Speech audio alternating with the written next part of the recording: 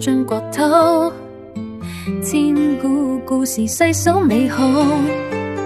長城高韻文化滿布，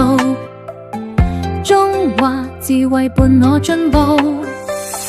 秉形學子愛閱讀，子女世界多富足，天天探索增見識，書香滿校園心滿足，閱讀大中華眼界開，經典篇章心中載，動的故事萬般精彩，用心閱讀長盡可愛，閱讀大中華綠暢快，國風詩篇多姿態，